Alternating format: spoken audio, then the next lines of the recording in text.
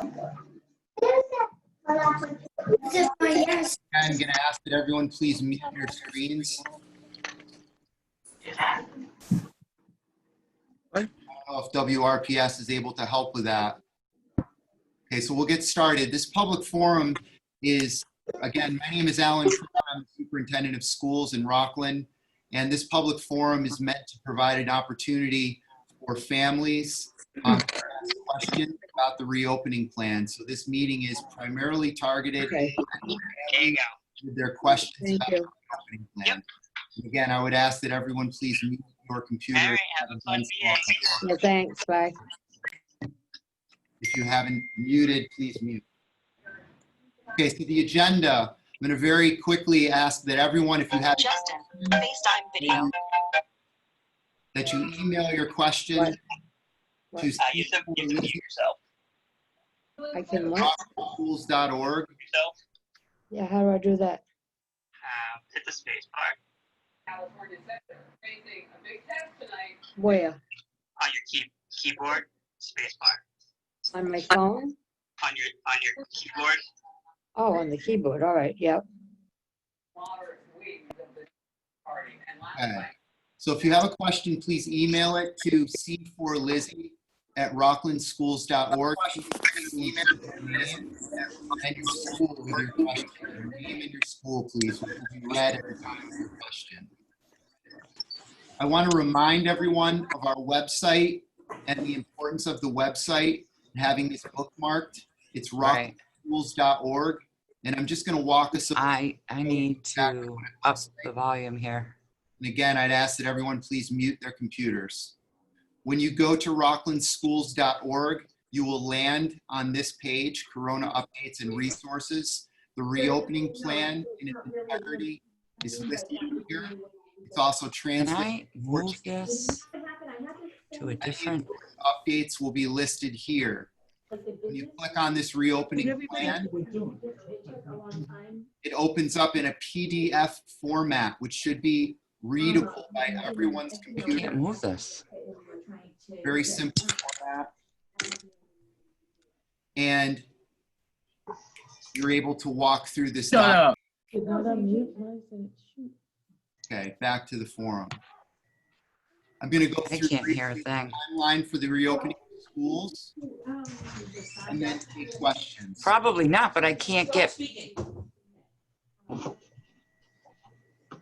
Okay, the opening schedule. This schedule may change. We are currently in negotiation with Rockland Education Association. Some of this schedule may change now. And what was voted on by school committee last week is phase 1 will begin on August 31st and last until September 3rd. That is a 4-day week because of the holiday.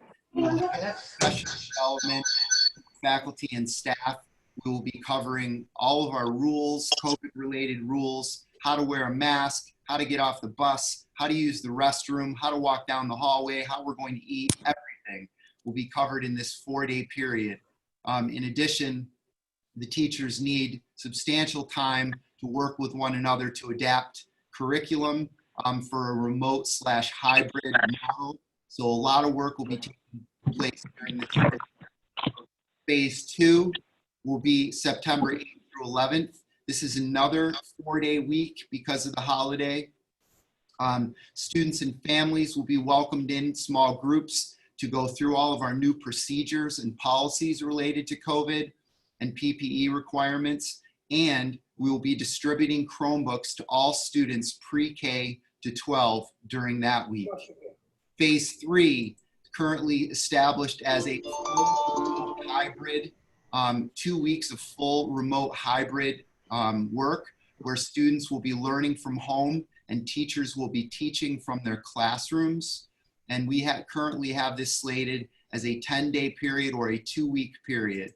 Phase 4 will begin on September 28th and last until October 23rd. That is when instruction. That is when we welcome students into school. Again, if you would please mute your computer, I'd appreciate it. Whoever just got on, your computer is not muted. Thank you very much. I appreciate it. I know how hard it is with hundreds of us on here. If only one computer is making noise, that's pretty good. Okay, I'd like to just get right to everyone's questions. So I'm going to ask Colleen for Lizzie, our assistant superintendent for curriculum and instruction, to read the first question.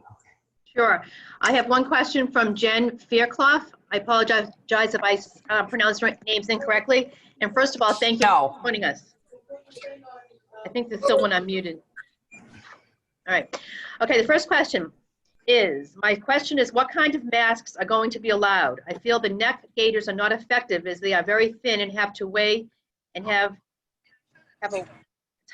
don't have a way to keep up on face. Okay, I'm going to answer this. We are going to require that mouths and nose are covered. We need noses and mouths covered. As far as getting into specifically whether or not we're going to ban a particular type of mask, at this time we are not. We are going to insist that the mask covers the mouth and the nose. So if someone wants to wear a gaiter or a regular mask, or they want to wear an N95 mask, as long as it's covering their nose and mouth, that is going to be our requirement at this time. Thank you. Same person, Jennifer Fairclough. I'm not sure what school she's from. It says on the week in school, what time would pickup be? Would it be scattered releases? Yeah, I'm going to ask that you refer to the information that your principals just gave you. I do not have that right in front of me, what your start times are, but your principals just sent that information out. And if you have any questions, you can reach out to your principal for the specific start time. I do not have that in front of me. But it is in the plan and it's on our website, so feel free to go there to get that. Next question is from Dave Cedrone. He is a parent of Rogers Middle School. Remote learning and Chromebook deployment brings a deeper reliance on supporting technology. Is our current technology team preparing to absorb this increase in responsibility, or are we adding or realigning staff to manage this requirement? We're adding staff. We're adding one person to our technology staff. We have a 2-person technology staff that handles the 2,400 Chromebooks that will be deployed and all of the faculty and staff technology. We are adding a 3rd team member to that. At this point, Dr. Cron, I have no more messages or questions. Okay, so we'll just wait and see if we get some more emails. I have a question from Carrie Lamline, a teacher at the Rogers Middle School. If you want, I mean, you can take that if you want. No, can you mute your phones, please? Mute your computers. Thank you. And the question is, what are the specific cleaning measures taking place after school each day and with what type of materials? Say that again. I was glancing over at the questions that are in the chat section. My apologies. Oh, I didn't see those. Okay. What are the specific cleaning measures taking place after school each day and with what type of materials? Excellent. If you go to our plan, there is a very detailed safety and cleaning regimen that is outlined, and that is exactly what we will be doing each day. We will be using the products that are required by the state and approved by OSHA, and we will be following our plan to the T. Again, it is under the safety section of our plan that you can find on our website. Very detailed. I have a question from Heather Iville. I don't have a school. Could you please clarify the remote learning week for high school? Will students be live streaming into the classroom? Students will not be necessarily live streaming. Well, yes, the high school teachers will be teaching from their classroom. To explain how this will work, a high school teacher teaches 5 classes. 4 of those classes will be taught in person. So when your child is in school, they will have a real teacher in front of them working with them. The 5th class that teacher has will be a remote class where that teacher will be working directly with students through the computer remotely. So yes, they will be having continuous classes or remote classes with students, and they will be working directly with their teachers. So yes, in answer to your question, the answer is yes. I have a question from Melissa Shaughnessy. Doing a cohort C that attends full-time. This cohort includes children of essential workers and teachers. Many Cohort, you lost me already. What is cohort C? It says some districts. I'll explain. I think the question will answer your question, Dr. Crum. Some districts are doing a cohort C that attends full-time. This cohort includes children of essential workers and teachers. Many Rockland teachers are kids in the Rockland Public Schools. Would this be an option to help alleviate some of the stress of our teachers and community members on the front lines? Thank you. So we intend to service all of our severely disabled students. So in our sub-separate special education programs, we are going to be servicing those students every day, each week. So they will not be following a hybrid. That is our sub-separate special education students only. We do not have the capacity to even offer that to our English language learner students. So we would like to offer everyday instruction each week for our English language learner students as well, but we don't have the capacity to do that.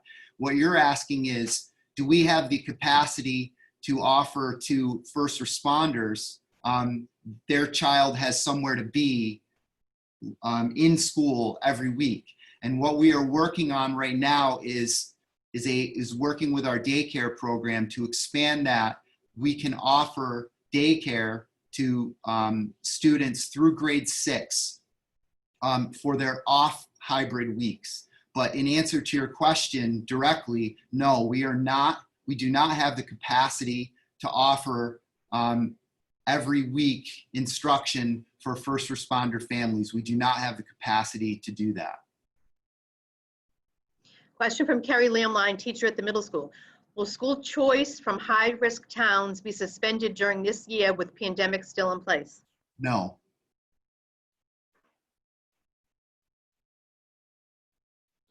This is from Debbie Welsh, 5th grade parent of the middle school. Will the students need to supply covers/carry cases for the Chromebooks? If yes, do you know what size they will be given? Also, will they need to bring the charger plug to and from school as well? Trying to determine backpack size for middle school since lockers will not be used. Yeah, that's a great question. We're anticipating that your child will bring their Chromebook to school charged, fully charged, and that should last them throughout the day. But we're also aware that we live in a real world, and that's not always going to be the case. So classrooms will have carts and charging stations available in case a child does come to school. I would say, no, you don't need to carry it. Would I throw my charging cable in the backpack? Yes, I would. Correct me, Jane, or Colleen, we're not purchasing covers for the Chromebooks, right? We're just purchasing the Chromebooks. Correct. Correct. So we are not providing any kind of a cover. And I'll tell you why. We've checked with dozens of districts on how they've rolled out their Chromebook programs. And I know one district, for example, who had really nice cases made for their kids and had their logo put on it to the tune of, tremendous amounts of money, and the kids don't use them. So we decided to go with the Chromebooks the way they are. And if the kids wanted to get a case for it, you're more than welcome to do that, but it's certainly not mandatory. You should be able to put it right in your book bag, your backpack, and that should be sufficient. Okay, I have a question from Nicole Afa, middle school parent. If on an in-school week, a child is sent to the nurse with symptoms, what happens to the classmates in terms of having a quarantine, and how does that affect the in-school remote schedule? Good, excellent question. So a child, it's 12 o'clock on a school day in grade 5, and the teacher notices that the child has sneezed and seems to be sweating, and they have some symptoms that are questionable. That teacher asks the child to go down to the nurse. The nurse will then do an assessment on the student. They will take their temperature. They will ask them relevant questions, and they will determine what their situation is. Do they have allergies? Have they been feeling this way all day? Did they take Tylenol this morning? What's their situation? If the child is determined to have a fever and have COVID-related or COVID-associated symptoms, we will ask that child's parents take him or her to their primary care physician. The primary care physician will determine whether or not that child needs a COVID test. The primary care physician, if they ask them to have a COVID test, they will, I don't know if they have to write a referral or how that works, but I'm sure it's covered through your insurance, so I'm sure they have to refer it. Then the child would go for that test. If we get a positive test back, that will inform what we will do, and we will work directly with Town Hall, and we will work with our health agent, Delshawn Flip, to determine what the response will be. What will be the effect on those children in class? A positive case will trigger contact tracing. That student would be interviewed. Where were you? Did you ride the bus? Who were you in contact with? And those close contacts, and that term is important because close contacts is what we use as a defining term for who is at risk because they were with that student. Being a close contact is not just proximity, but it's also proximity plus time, how much time you were in proximity to that student. So in very long answer to your question, first of all, it's going to be very situational and case by case because we don't know what that child's situation was coming in. But we will be working directly with the town and the health agent and the state level health agencies to track all of our cases and to come up with our responses should we have a case. So that's my response to your question. Okay, question from Amy Visconti. I don't have a school here. She joined the meeting late. Can you tell me where the page is with the links or agenda for this meeting? The page with links, I will be sending out a PowerPoint at the end of this meeting. This meeting is primarily a question and answer, so it's an opportunity for me to get your questions directly from you and to do my best to answer them. This meeting is being recorded and will be shared and available to the public after. I have a question from Mary Ryan. I don't have a school. If my child will be remote only and has his own computer, does he need to go to school orientation? I would highly recommend it. I would highly recommend that you attend orientation so you can understand all of the steps that the school is taking to keep your child safe and also to understand remote learning and how it's going to work. One thing about remote learning, it's very important to understand. In the spring, we had stumbled into remote learning. When we first broke for this on March 13th, when we first dismissed students from school, we anticipated a 1 week, maybe a 2 week absence and then return. Well, that's not what ended up happening, obviously. We were not grading students. We were not taking attendance. These were both advisories from DESE, from the Department of Education, from the state. So the students went through all of last spring where we were trying to make remote learning more robust as we learned that we weren't coming back. This year, we're starting out from day one in a very different scenario. We will be taking attendance. We will have remote teaching and learning taking place synchronously between teachers and students on a daily basis. So this is a very different remote learning model than we were experiencing in the spring. I really want to stress that. And Dr. Cron, we would like all students to receive a Rockland Public School Chromebook and use it with the remote learning. Because the Chromebook will be set up to connect easily to the network, and it will also be set up should we end up doing testing on that computer. It will have all of the access that it needs to the Rockland Public Schools servers. So I highly recommend that you use the school's Chromebook. Question from Laurie Murphy. I don't have a school. Students who are on an IEP, how is remote learning going to work? Would there be additional help or support for their remote weeks? Yeah, that's an excellent question. And that's one that we're still working on. We are committed to providing all of the services that students have in their IEPs, but obviously that's difficult to do in a remote setting. So our school psychologists, for example, have been trained in telehealth so that they can provide therapy through the computer, two-way through the computer. We are working at providing services remotely as well. We are also exploring all of our available options for working with our sub-separate students who cannot come to school, who have severe needs. And we will do anything humanly possible to provide those services. We are exploring doing services at home if possible, which is a very slippery slope for us. Going into the home is something that we don't normally do. In very limited cases, perhaps in early interventions, we may go to a home for an assessment. But we are exploring all possibilities because we understand how important these services are to our students with IEPs. So thank you for that question. I have a question from Ellen Taft, high school. How does online school work for seniors going full-time where they have many different electives than younger grades? So high school is a very different animal than middle school and elementary. So elementary, you essentially have math, English, science, history. It's pretty discrete.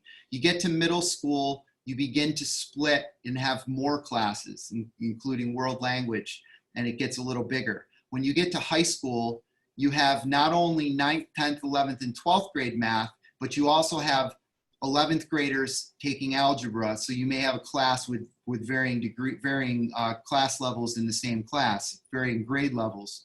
So it's going to be more complicated for the high school students. They're going to be working with more teachers. The elementary, for example, you're working with one primary teacher, and then you will have your specialists who will work with your kids as well, but you're really liaisoning with one main teacher. When you get to middle school, it becomes 5 teachers, right? Or at least 4, but mostly 5 teachers that you're interacting with. It's a team.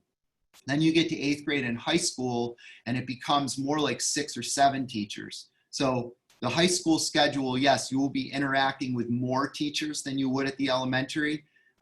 But if they're fully remote, they're going to have a teacher for each class.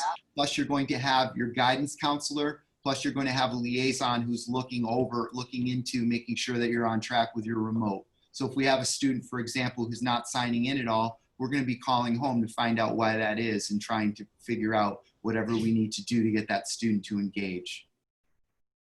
I have 3 questions from Kelly Hannon. I'll read them one at a time. Eston School. First question, what time and schedule will be offered for the orientation for phase 2? Will parents be notified about a scheduled time and the date of Eston School? Yes, excellent question. Your principals will be communicating which cohort you've been assigned to, and at the same time when your orientation is. We will be releasing that information on Monday, the 24th. So we are furiously working. We wish we could give you the cohort information right now, but the fact is we still have changes going on with who is going fully remote, and that is affecting our cohorts and the groups. So on Monday, we will announce when the cohorts are, and at that time, you will learn which day and time you're being asked to come in for orientation. Second question from Kelly, are the school hours going to be the same, for example, the bus pickup time and the drop-off time? They have changed slightly. Again, I would encourage you to look at the correspondence that you've received from your principals. Even in the plan that I put out, that we put out, it lists the starting and ending times for all the schools. So again, I'd encourage you to look at the full plan or to just go into your email and search your school principal's name, and the emails from them should come up. Okay, third question from Kelly. If the student has an IEP, will they be going to school full-time? I know some of the other schools will offer this as a full-time in-class offering, not remote learning. So when you say a student who's on an IEP, we have to remember that nearly 12% of our entire student population has an IEP. Some IEPs are for very simple, discrete issues like a processing disorder. So many students have IEPs, and some are more severe than others. Our students who are in our sub-separate programs in each building, we have sub-separate programs in each of our buildings. Those students will be coming each week. They will be coming continuously. But our students on IEPs will be supported when they're on their remote weeks, when they're at home, and they'll be supported when they're in school. But we are exploring ways to support them as much as possible during their remote weeks as well. I have a question from Lindsay Brillo, first grade student. We've answered this, Dr. Cron, but it would be good to reinforce this. Is it required for every student to have their own Chromebook? Will it be specific for each student? My daughter's going to first grade. Yes, every student in the district, and that goes for pre-K to 12, will be receiving a Chromebook this fall. We are going one-to-one with Chromebooks starting this fall. Just to let people know how we're paying for that, because we're in such a budget crisis, we were able to procure well over $400,000 through the CARES Act to purchase these Chromebooks and to fulfill the goal that we had of launching one-to-one this fall. So we've been planning this for the last year, but we were fortunate to be able to use CARES Act money to make that a reality. So yes, every student will get their own Chromebook this fall, and it will be assigned to them by the school, and it will remain school property, but they will have it to use. Next question from Stephanie Meager, high school. Every year at the middle and high school, there seems to be a shortage of all now required supplies from the CDC. For example, hand sanitizer, tissues, Lysol, and all cleaning supplies. Will the school be prepared to handle the influx of needed supplies, or are we relying on parents to donate them as in years past? No, we have spent, Jane, correct me if I'm wrong, but I believe we spent over $100,000 on PPE materials. We have ordered everything required of us by the Department of Education. We have enough supplies on hand in each building for our faculty and staff. At the same time, I would remind you that the expectation is that parents are providing masks for their children and teachers and staff are providing their own masks. That said, we have enough masks on hand to handle all faculty, staff, and students in the district. And we have ordered for a certain amount of time, and we have a reordering period planned out. So it is our intention to have these materials on hand indefinitely. Hand sanitizer, I think we have 120 gallons of hand sanitizer. We will have 2 gallons in every classroom throughout the district. And so in answer to your question, we will have adequate PPE and supplies on hand at all times. And we will not be asking parents to send in hand sanitizer and so forth. I have a question from Kelly Hannon, Eston School. Will you be offering childcare for working parents? And if yes, what about for the remote weeks? So we are working on that, and we are planning to offer childcare for a limited number of families, but we are hoping to offer, or we are going to be offering childcare for grades K to 6 on the off weeks in remote. We had heard that some towns were doing this. We went to our daycare staff and they came up with a proposal that allows us to service families on off weeks at the McKinley School. And again, we have the capacity for about 60 students at a time, that's it. So if you have an interest in having daycare for your off weeks for working parents, I would encourage you to reach out to your principals. Question from Lindsay Brillo, first grade student. Will the students during the remote week be in class virtually with the students who are physically in class? Or will they meet with the teacher in the AM and then it's on the parents to monitor and teach the whole day? Well, I don't know that it's on the parents, but yes, the teacher will meet with the student at the beginning. The teachers will meet with the students at the beginning and the ending of the day for a check-in, because those same teachers are teaching students in class during the day. We are working on having our paraprofessional teaching staff be able to support students and parents throughout the day, but we're still working on that. But yes, in answer to your question, yes, we are relying on families to be supporting their students during the school day. We definitely are. We don't have that. We would have to double our staff. We're essentially opening a second school. We would have to double our staff, double our budget, double our transportation to be able to service folks in any other way. So what you will have in the remote weeks is you'll have an AM check-in with your teacher, a PM check-in with your teacher, so you'll know what your assignments are, be able to communicate any issues that you're having. During the day, we will have paraprofessionals who will be reaching out to support.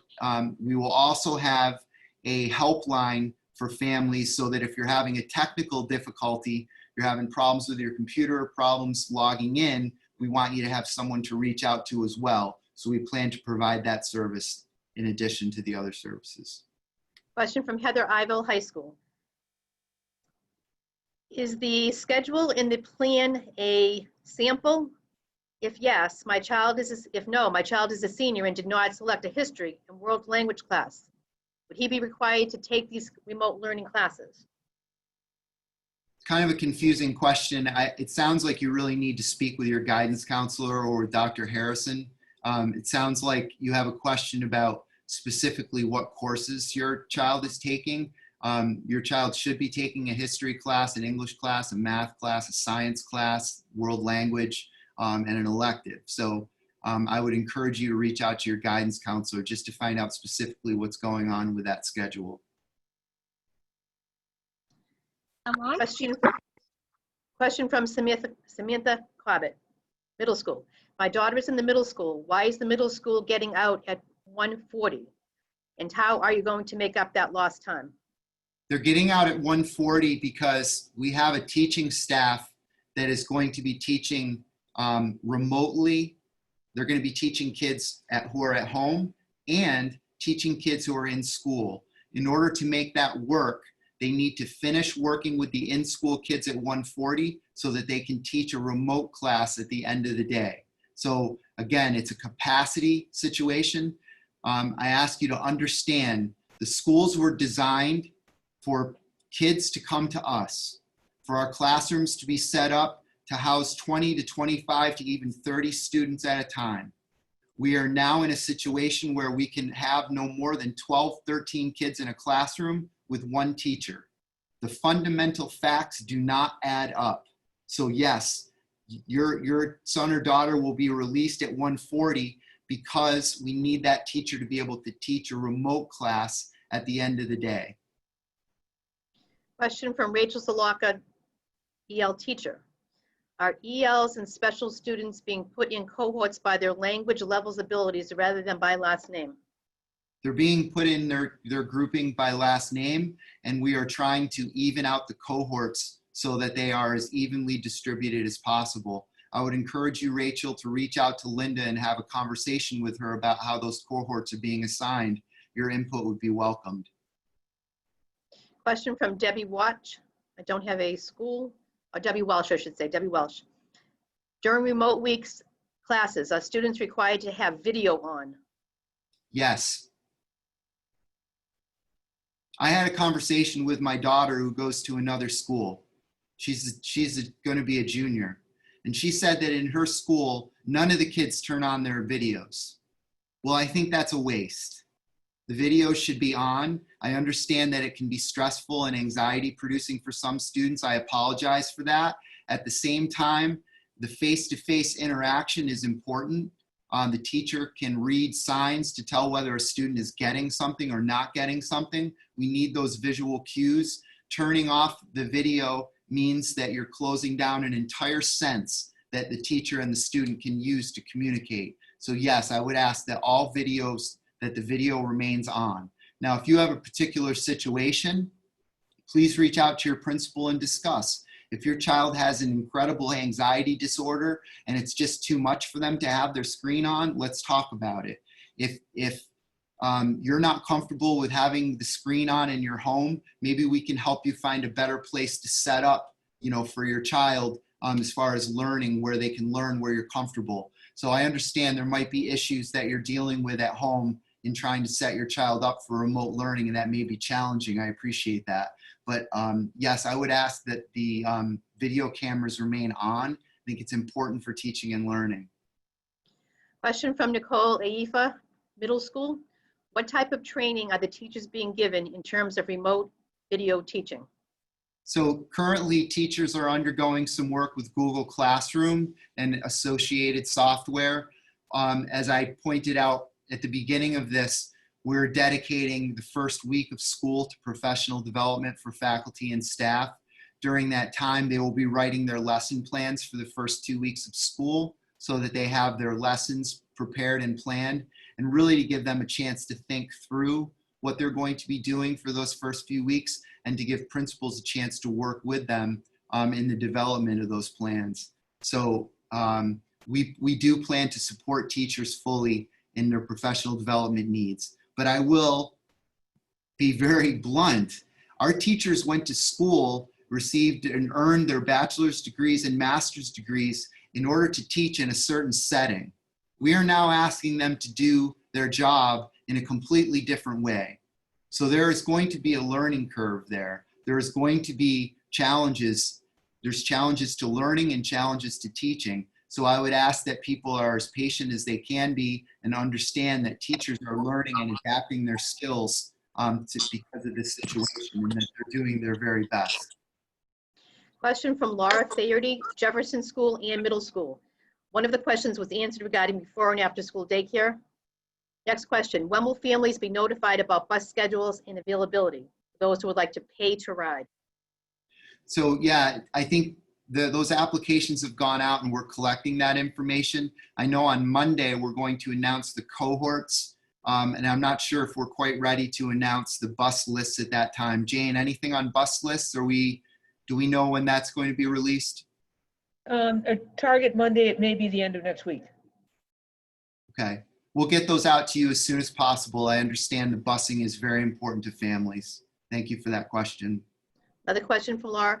For the hybrid model, will teachers be providing paper copies of work that is to be done on the remote weeks? They can, if that's helpful. If we find that that's something that certain students need, we can certainly do that. I don't think that at this time we plan to photocopy everything. We want to do things electronically where possible.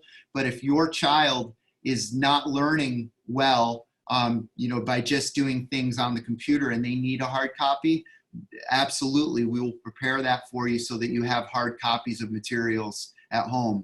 Personally, I still print everything. I need to have it and write on it. I'm sorry that I'm killing trees, but that's how I learn. And I would think that there are certain learners out there who have the same needs. So in answer to your question, yes, we will provide those if needed. Question from Laurie Murphy, 2 high school students. One will be participating in remote learning and one will be hybrid. I'm aware that my child who will be participating in remote learning will be doing that through a remote learning platform.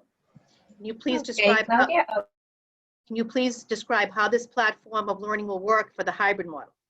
Will the learning be through a remote learning platform or through Rockland High School? You're gonna have to read that question again, I'm sorry. Sure, I have 2 students, one remote and one hybrid. I'm aware that my child who will be participating in remote will be doing that through a remote learning platform.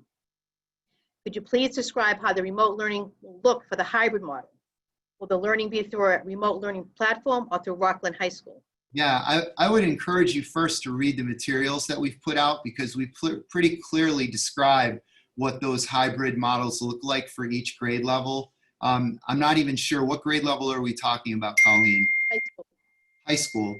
So if you're fully remote, we're going to be working with a third-party vendor for many of those courses. So you may have a math teacher, a history teacher, a science teacher, and an English teacher, but you're also going to have a Rockland High School teacher who is liaisoning with those classes. You're also going to have your guidance counselor who is helping.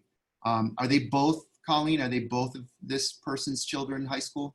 One's hybrid and one's remote. So I believe she's saying that the remote academy is a platform. It's an outside platform where the hybrid and remote week will be high school teachers, yes. Yes. I have a question from Kelly Hannon, no grade level. I'm a little confused about off weeks. Would the staff at the daycare be doing the remote learning with the students if they are doing the child care option? Well, they're going to be caring for the children, making sure that they're safe. I'm not going to oversell this. This is a safe place for your child to be, to do their remote learning. But I'm not going to ask a daycare worker to do pre-chemistry work with our students. I couldn't do pre-chemistry work with our students. So it's meant to provide a safe place for your child to do their remote learning work. And again, if they have a question academically, they'll have someone to reach out to. And if there's a problem technically, there'll be someone for them to reach out to. But there will be an adult there to keep them safe. And that is the primary service that we're providing. Question from Suzanne Pumphrey, Jefferson School paraprofessional. Will there be fans allowed in class? Wearing masks plus having warm weather could be uncomfortable. We're not going to have fans in the buildings. The fans have been discouraged by the CDC and other health professionals as they can blow the droplets around. So we will not have fans. We will have open windows where possible and circulating air, obviously, but we will not have fans going in the rooms. Question from Nicole Kane, Eston School. Should parents purchase printers for elementary school students? I think it's great to have a printer. Again, I don't want to say that everyone should go out and buy a printer, but if you don't have a printer, I think it's a good thing to get. We're going to be working with families to make sure that you have the technology you need. I'm not saying I'm going to buy a printer for every family, but we are going to work with families to make sure that you have what you need. So sort of related to the earlier question, if you're finding that having printed copies of materials is helpful, then during your in-school weeks, we will make sure that that child leaves with the printed materials they need for the following week. Okay, question, hold on. From Erin Campbell, preschool and Jefferson School. My daughter is enrolled in the PM program for the public preschool. My son is a second grader at Jefferson. My question is so far based on times for remote learning week. I will have to drive my preschooler to school and it will disrupt his specialist class that week. Will he be allowed to miss a few minutes during his class so we can drop his sister off? I know the preschool mentioned they may have different start times. I am basing this question with the regular start time of PM preschool at 12:30. Okay, I'm squinting a lot because I think this question really is one that we probably need to talk about one-to-one. I would encourage you to reach out to Linda Maniglia. That's LMANIGLIA, Linda Maniglia at rocklandschools.org. You could email her or just, again, go to our website and get her contact information. But I think that you'll want to, that's a very specific question about timing and drop off. But one of the things that I gleaned from that question is, are we going to be reasonable? And the answer to that is yes. So for example, we are asking people to choose their model, hybrid or fully remote. And we're asking you to pick your model and to stick with your model for a semester. Because if we had people changing back and forth all over the place, we would have a real scheduling nightmare. That said, if your child is fully remote and they're having a horrible time, we're going to do everything we can to get them back into school immediately, or vice versa. If you have a scheduling conflict because you're trying to balance your daycare student with your second grader, we are going to do everything that we can reasonably to support you in that. So I am telling our administrators, our leaders of these programs, to be reasonable and to do everything they can to accommodate families. For example, on Monday, we're going to release our cohort lists, which is invariably going to result in dozens of emails going to our principals asking to be on one team or another. I cannot tell you how difficult it has been to create these teams, and changes to them is equally difficult. For every action, there is a reaction. If you pull 3 students out of a 12-student class, you're now down to 9 over here, and you need to add those 3 somewhere else. So I think you see where I'm going with this. We've put a tremendous amount of thought into these schedules, so to change them is difficult. That said, we will do everything we can to be reasonable and support families. We understand that you're in a very, very difficult position, and we want to do everything we can to support you. So I'm asking the principals and our program leaders to be as flexible as possible. At the same time, I'm asking parents and families to be as flexible and understanding as possible, which I must say, everyone has been exceptional. I have yet to interact with someone who has been over the top. Everyone has been very reasonable and very patient, and I cannot tell you how appreciative I am of that. That goes for faculty, staff, parents, the community. Everyone has been outstanding. So thank you. Question from Henry Kennedy, middle school. Will the same teachers be teaching both groups? And has the possibility of a teacher becoming a transmission vector from one group to another been discussed? Are teachers being routinely tested? If not, what actions are being taken to prevent this scenario? So every teacher and staff member is asked to complete a self-screening process before they come to school. We are not testing everyone. We do not have the capacity for that, nor does the state, nor does our nation. I don't want to get on a soapbox, but if we have one shortfall with this entire situation, it is testing. As everyone here, I'm sure, is well aware, testing is a mess. We will be referring our families to their primary care physicians, who will in turn refer them to testing sites. We are going to be working with our public health agent and the state level health agencies to track and monitor all of our cases. But we chose the week on, week off model for safety reasons as one of the reasons that we chose this model. By having all of the students in 1 week, we can then clean and disinfect the building at night and over the weekend and start fresh the following week. So the plan that we have chosen, we feel, is the safest way that limits transmission as far as the teacher being the person who is transmitting the virus. But we can't eliminate all risk. There is no way to eliminate all risk. Leaving your house is more risky than staying home. Obviously, going to the grocery store is more risky than having delivery, but we are all making these little choices as we go on. Everyone has to make individual choices. And our job on our end is to make things as safe as possible systemically so that everyone is as safe as possible. I have a question from Katie. Public over, no school. How do I work full-time and teach full-time? This is not realistic. My child is in an elementary school and cannot be left alone all day. Yeah, I understand that. It's a horrible situation, and we're all in it. Just like I can't ask a teacher to be in 2 places at one time, we're asking parents to be in 2 places at one time, and it's a horrible position to be in. I will remind you, this is a medical pandemic, that 120,000 people have lost their lives in this country, and that we're working furiously to get this thing under control. But this is a medical pandemic that is affecting everything. And I wish I had a better answer for this person, for this family, because I understand you cannot be in 2 places at one time. But I do not have an answer for you. Question from Terry Thomas, middle school teacher.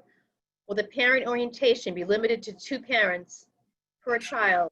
And will their temperatures be taken before they meet with the teachers? No, we're expecting that you'll take the temperature before you come to school. If you think your son or daughter has a temperature, please don't bring them to orientation. And yes, we will be limiting the number of parents who can come. I thought it was 1 parent with the child. The question was taking the parent's temperature, Dr. Cron. No, we're not going to take temperatures. We're asking that you self-monitor. We're expecting that you will take your own temperature. We explored the possibility of doing mass temperature taking like we were all seeing on TV months ago that were happening in some countries. The number of false positives and the amount of false positives that was creating, the general consensus and the advice that we're receiving now is to not take temperatures, but to engage in a self-screening process on a daily basis. Question from Mike at Caputo, Jefferson School. Why wasn't a schedule selected to keep K through 2 in school 100% of the time over the current cohort schedule? Because that's, go ahead, sorry. Just as many other districts are opting this type of approach and the benefits it provides from a social emotional aspect. This type of approach also makes up for the lack of impact that remote learning has on this particular age group. Okay, I would disagree. There are not a number of districts who are going with this model. You may find 1 or 2. And what they are doing is they're taking their K through 2 or K through 3 and having them come to school every day. And what are they doing with their grades 4 through 12? They're not coming to school at all. They're not coming into school at all. So if I were one of those parents, I'd have a real problem with that model personally. But I do hear what you're saying, that there is definitely a case to be made for front loading and having your elementary students in every day. But what about the middle school kids? What about the high school kids? They don't come to school at all? And then you're taking your elementary kids and you're spreading them through your other buildings. So now an elementary kid may be assigned to the middle school or even the high school to go to class. So we looked at that model, we looked at all models, and we've came down on the side of a week on, week off model. Question from Audra Walker at Eston School. During the virtual weeks, can children wear their pajamas if it's what makes them feel the most comfortable? Okay. If you want to wear your pajamas, I'm not going to send you home wearing pajamas. I would ask, No, that's the remote week, when they're home. oh, when you're home? Yeah, I think if you want to wear your pajamas, wear your pajamas. I want the kid to be comfortable. Personally, as a parent, I would want my child, I would have my child, you know, if possible. I have young kids too, so if the only thing I can get them to wear is pajamas, I'd go with it. But I would be encouraging them to dress as though they're going to school, so that they have the mindset that they are going to work, they are going to school, and it's a serious, important task. So I would encourage them to wear regular school clothes. But again, I have two children myself, and if I had one who was just a fuss bucket and needed, and the only thing they would wear is pajamas to be on camera, then that's fine. We'll take it, whatever we can get. Question from Michelle H. Humes. Michelle Humes from Eston. Will the fall semester continue past the example October 28th date? Will it go until December or until after Thanksgiving? Yes, it will continue. It will continue on the week off. Until we have a vaccine, until this thing is over. Just a reminder to throw out there, because I have to remind myself of this once a week. This thing is going to go away someday. We are going to be able to return. We will have school as we once did at one time. It's going to happen. You know, they're saying perhaps as early as January we could have a vaccine. There's a lot of encouraging research going on. So I really hope that we find ourselves back in school normally in the spring. That is my hope. But again, I'm not a medical expert, but I am following these things on a daily basis. And the hope is that we can return to normal processes as soon as possible. A question from Nancy Campbell, Memorial Park. If my daughter is sick with a cold and will need to remain home on a week that happens to be when she is supposed to be in school, can she join the homeschool lesson rather than incur an absence? Yeah, that's a great question. And that's something that we're exploring, because I think we're going to have a number of students, for example, who they're kept home because they're not well. And to that parent, thank you for keeping your child home, because I know how it sounds silly to say, but I understand that, you know, it's 7:30 in the morning and you look down and you see your child is sweating and may have a fever, and you have to decide between giving them Tylenol and rushing off to work. And I don't know what your work situation is. It could be a brand new job. So I understand parents are going to be in very difficult situations having to choose between keeping your child home or sending them to school. We're strongly encouraging you to keep them home, obviously. And to your question, we are looking at the possibility of having flexibility with allowing kids who, for whatever reason, say that they're quarantined for 14 days because we had a case and they were determined to be a close contact, and now they're being quarantined for 14 days. Can those students join in, you know, their remote week classes? So we're looking at that. That's an excellent question. Thank you. Question from Karen Plouffe, Middle School and Memorial Park. Two of your questions were answered, so I won't repeat them. The third question is, for middle school remote classes, I'm assuming the teachers will have large amounts of students to teach remotely in their once-a-day remote class. Will the teachers have help keeping the kids at home focused and help keep track of any questions or assistance the kids might need? Will they have help? Well, we have paraprofessionals. We intend to use them. So that would be their help. Again, we're also counting on families. We're counting on whoever is supervising the child to help keep them on task, quite honestly. The teacher can only do so much from their classroom, and we're going to be counting on, this is going to take, the whole community to help to make this effective. But we do have paraprofessionals that we will be expecting to help. We also have administrators. We also have leads that will be helping. So we will know a lot more about how this works after we go through our first 2 weeks of remote learning, because I think we'll shake loose a lot of these challenges that we're going to face with remote teaching and learning. Because again, this is going to be a really a new ball game for remote teaching and learning. Students will be signing on at a particular time. They'll be face-to-face with teachers. There'll be much more accountability. So we expect that's going to create challenges that we're not even aware of yet. Question from Shannon Howard, Memorial Park. Will remote weeks start at the same time as in-class weeks? Yes. Question from Katie Moriarty. Eston, what if my son has a hard time wearing his mask? I assume you're talking about in school. I'm expecting that we will have children who have trouble with the masks. We're going to work with them. We're not going to punish them. We're not going to belittle them. We are going to work with them on the masks the same way we would work with them with any other issue. Just to compare it to something like cell phones. There was a time when we were all worried about cell phones and how are we going to handle cell phones in school and what a distraction, and it's the end of education as we know it today. The best thing we ever did was recognize that cell phones are not the problem, it's the behavior. If your child is choosing not to wear the mask because they're just being obstinate, that's a different issue than someone who is having an anxiety-related problem with wearing a mask. We are going to be incredibly patient and kind with your child if they're having trouble wearing a mask. That is my expectation and the expectation of this district, and we will work with each student. However, if your student is being obstinate and just choosing not to do it for whatever reason, that's another story, and then that we'll have to have a conversation about, because it's the same, that would be the same as if they were behaving, poorly in any other arena. So we're going to work with children on masks, and I'm sure that this is going to be a challenge.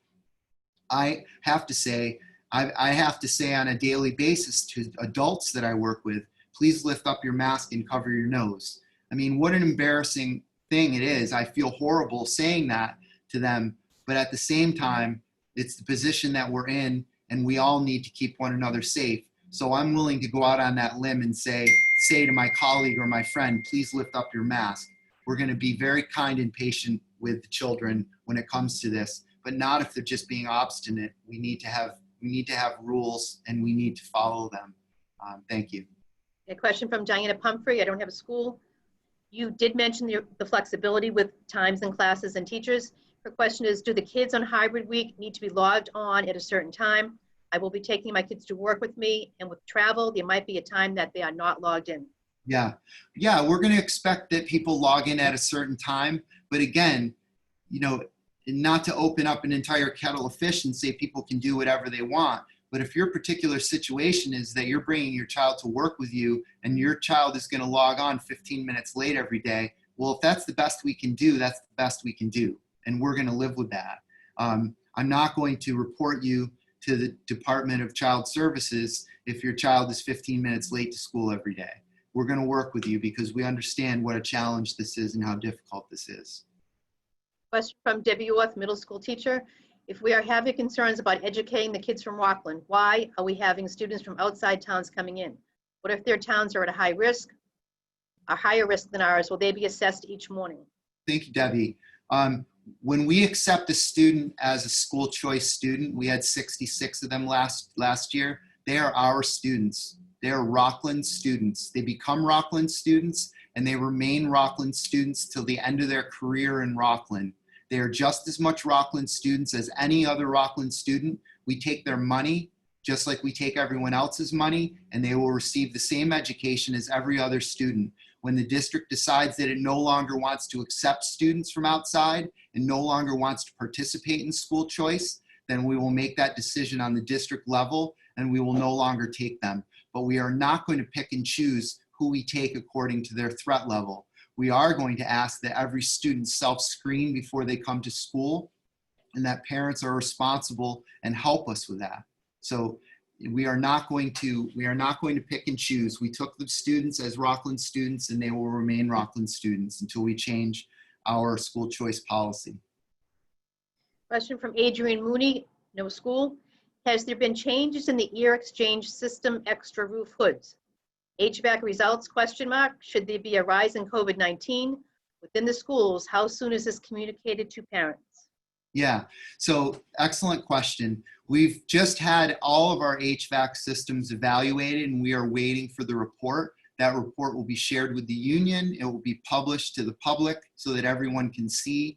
The verbal reports that we've received so far is that we have excellent air quality in each of our buildings.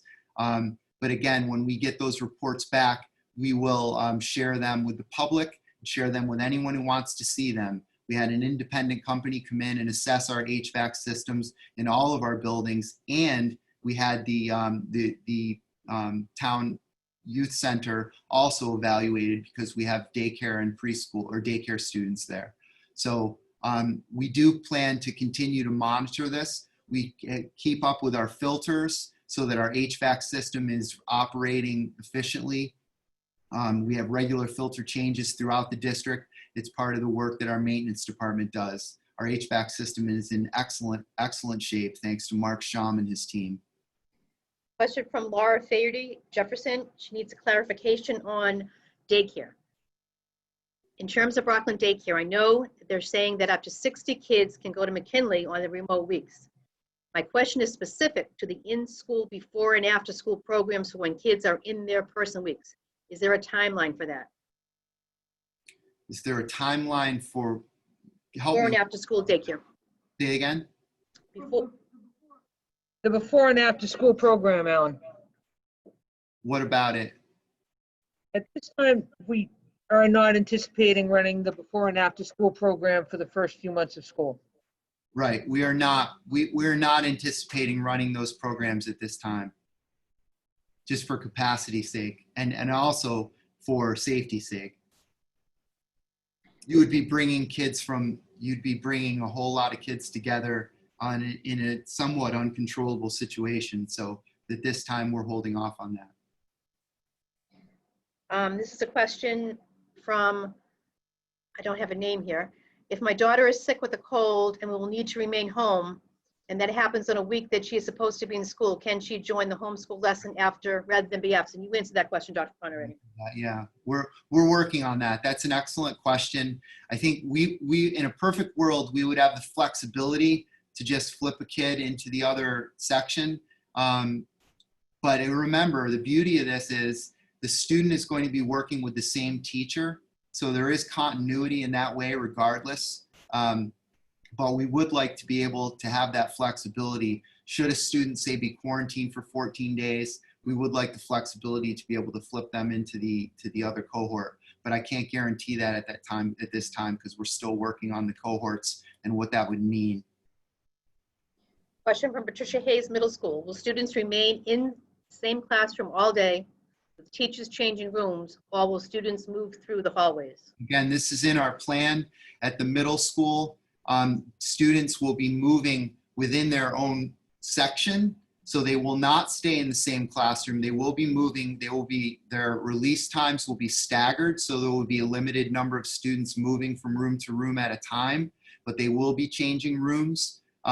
But again, by grade level. So 6th grade will stay within their own pods, 7th, 8th will stay within their own pods. So they will be changing classes, but they will be changing classes in a controlled, staggered manner. I have two questions from Christine Gallagher, high school. First question, what will cause the school system to revert to 100% remote due to an uprising in COVID cases? Will the school decide even if the state doesn't? Yeah, that's an excellent question. So we just received this guidance. I'm holding this document up because you can see it has some colors listed. This is the guidance that we've just received from DESE. This has to do with expectations for when we would switch to remote learning. So the average daily cases per 100,000, if it becomes greater than 8, then the state would mandate that we go to full remote. Another area that we're looking at considering would be the heat index. And if it gets too hot, I think that compromises air quality and also would be horribly uncomfortable for the kids, especially if they had to be wearing masks at the same time. So we are exploring the possibility of responding to hitting a particular heat index, but that would be communicated with families and we would then switch right into full remote. But again, you can expect a lot of communication back and forth with the district about this. Should we have the need to switch to remote, you will be communicated with very clearly, I hope. Second question from Christine. Should we need to quarantine again? How quickly could students switch from hybrid to remote?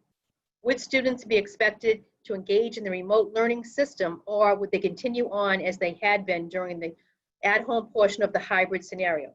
No, our plan is if we needed to go full remote, that the whole district could switch to remote 100%. So one of the reasons that we're doing this full remote for the first 2 weeks of school is if should we need to switch to full remote, we will have a good sense of what that takes and what that looks like. So in answer to your question, we are designing this system so that we can switch straight into full remote if necessary. Question from Amy, Visconti Middle School. How do I request my twin sons be in the same classes within the same cohort for ease of everything? Well, contact your principal. Question from Danielle Biggins. Will there be opportunities for the middle school to have breaks or learning time outside? Will elementary students have more outside time in addition to recess? Yeah, that's a great question. Elementary will definitely have recess and we're looking at mask breaks. We're still working on what middle school and high school mask breaks will look like, but we would like them to take place outside if possible. Obviously, the weather is going to be a challenge when we hit certain times of the year, but our plan is to use outside for mask breaks. But we're still refining the schedule on that. But that's an excellent question. Thank you. Question from Amy Christensen, middle school and high school. Will students have school supplies such as notebooks and binders? It is my understanding there will be no lockers, so I'm finding it hard to understand how they'll be carried around all day. Will work be through online Chromebooks instead? Yes, that you sort of answered your question a little bit. We're hoping that a lot of the content materials that students are using now are contained in their Chromebooks. But we're not going to we're going to end up with some of those 10-pound textbooks that kids are lugging around. Doing away with lockers is a safety issue from a COVID standpoint. So we're hoping that kids will have what they need in their backpacks and be able to keep their things with them. As far as who's supplying, their notebooks, it's the same as it's always been. We're asking that families provide their children with a notebook.